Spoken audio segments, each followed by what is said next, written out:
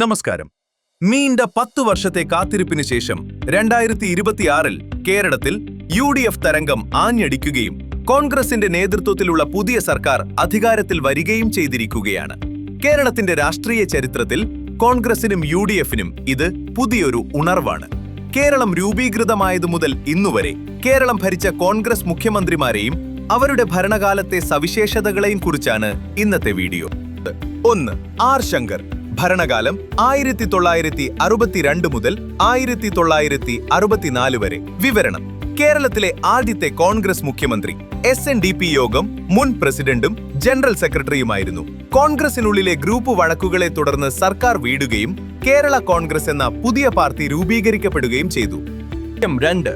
K Karunakaran. ഭരണകാലം 4 തവണ മുഖ്യമന്ത്രിയായി. 1977, 1981 മുതൽ 82 വരെ, 1982 മുതൽ 87 വരെ, 1991 മുതൽ 95 വരെ. ലീഡർ എന്നറിയപ്പെടുന്ന ഇദ്ദേഹമാണ് ഐക്യജനാധിപത്യ മുന്നണി UDF രൂപീകരിച്ചത്. പ്രധാന സംഭവങ്ങൾ: നെടുമ്പാശ്ശേരി വിമാനത്താവളം, കൊച്ചി സ്റ്റേഡിയം തുടങ്ങിയ വമ്പൻ പദ്ധതികൾക്ക് അടിത്തറയിട്ടു. രാജൻ കേസും ISRO ചാരക്കേസും അദ്ദേഹത്തിന്റെ ഭരണകാലത്തെ വലിയ ചർച്ചാ വിഷയങ്ങളായിരുന്നു. 3. AK ആന്റണി. ഭരണകാലം 3 തവണ മുഖ്യമന്ത്രിയായി. 1977 മുതൽ 78 വരെ, 1995 മുതൽ 96 വരെ, 2001 മുതൽ 4 വരെ. കേരളത്തിലെ ഏറ്റവും പ്രായം കുറഞ്ഞ മുഖ്യമന്ത്രിയായി. 36-ാം വയസ്സിൽ അധികാരമേറ്റു. ലളിത ജീവിതത്തിനും സുതാര്യമായ രാഷ്ട്രീയത്തിനും പേരെടുത്ത നേതാവ്. പ്രധാന സംഭവങ്ങൾ: കേരളത്തിൽ ചാരായം നിരോധിച്ചു. സംസ്ഥാനത്ത് IT മേഖലയ്ക്കും സ്മാർട്ട് സിറ്റി പോലുള്ള പദ്ധതികൾക്കും കരുത്തു പകർന്നു. 4. ഉമ്മൻചാണ്ടി.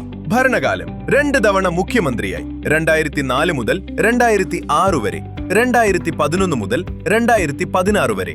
ജനങ്ങളുമായി നേരിട്ട് സംവദിക്കുന്ന ജനസമ്പർക്ക പരിപാടിയിലൂടെ അന്താരാഷ്ട്ര പുരസ്കാരം നേടിയ അതിജനകീയനായ മുഖ്യമന്ത്രി.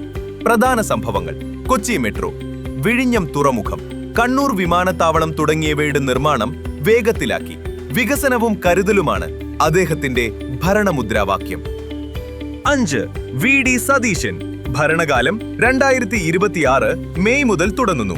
2026-ലെ നിയമസഭാ തെരഞ്ഞെടുപ്പിൽ UDFനെ ഉജ്ജ്വല വിജയത്തിലേക്ക് നയിച്ച നായകൻ. 2021 മുതൽ 2026 വരെ പ്രതിപക്ഷ നേതാവ് എന്ന നിലയിൽ നടത്തിയ പോരാട്ടങ്ങളാണ് അദ്ദേഹത്തെ മുഖ്യമന്ത്രി പദത്തിലേക്ക് എത്തിച്ചത്.